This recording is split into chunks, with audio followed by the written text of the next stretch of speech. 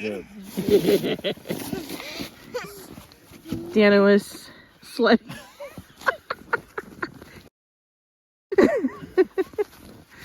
Here's Liam doing That's not much of a hill, but fields. It's that time of year where you start getting the seed catalogs. They just mysteriously show up in your mailbox. And you know it's time to start thinking about the gardening season that is to come.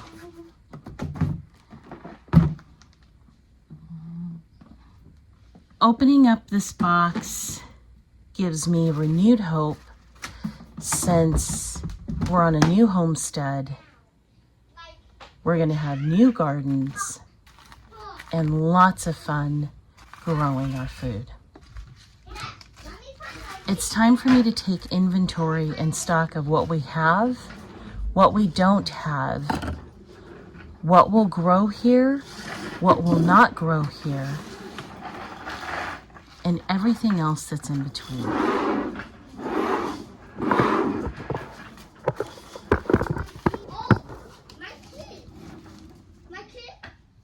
So one of the questions that I get all the time is, where do I get my seeds from? How do I store my seeds? What type of seeds do I buy? And I thought I would discuss that today. I try to buy organic seeds as much as I possibly can. The reason is the plants that are used to grow the seeds, they're in the ground for a lot longer than your traditionally harvested plants. And here in the United States, the regulations that are in place for plants that are grown for harvesting seed only are a lot looser than plants that are grown to be eaten.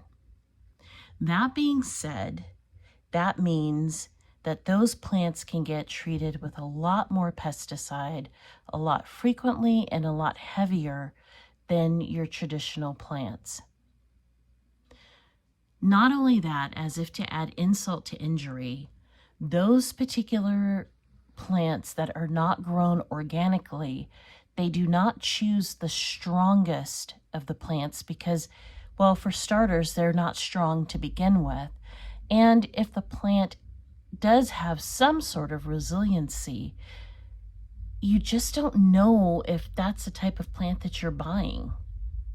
But when you have plants that are organically grown, those particular plants don't get sprayed with chemicals, and the likelihood of you growing more robust, stronger plants, well, they're a lot higher.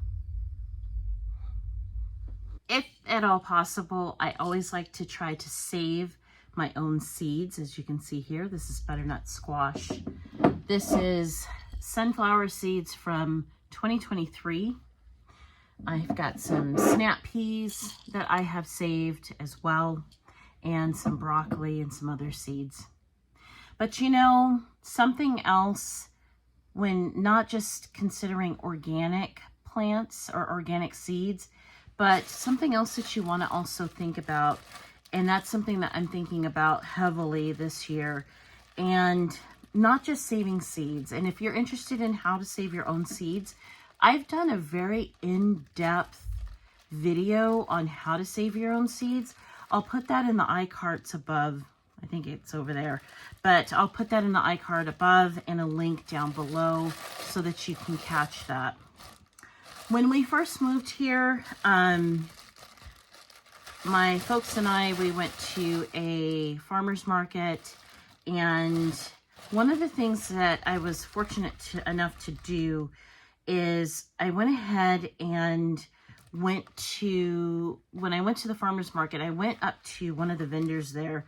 She was selling seasonings, and I asked her some of the seasonings that she was selling. I said, you know, are they organically grown? And she said, yes, they are. Do you spray? Do you know, all of the questions that go along.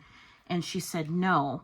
And I went ahead and started purchasing them. Like this one, I got this from a vendor in Muskegon. if you're here in the Michigan area. But this is coriander, celery seed,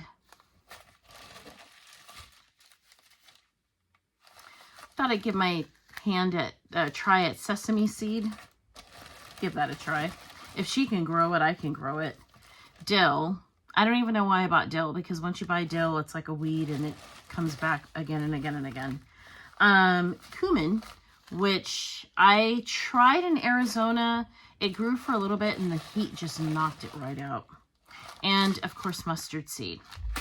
So the reason why I bought these from her is not because I needed these for any sort of seasoning. I decided that I would get these because they are locally grown here.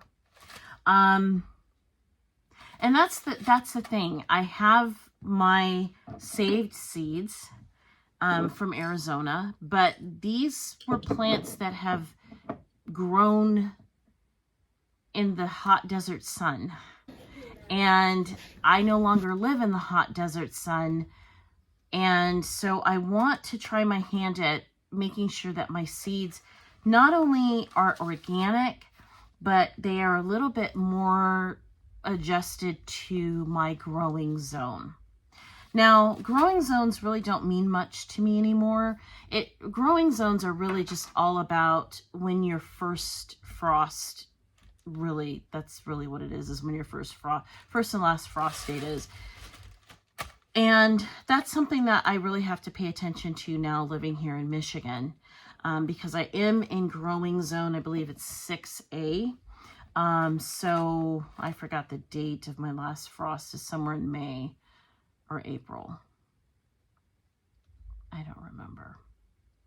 But I still have some time.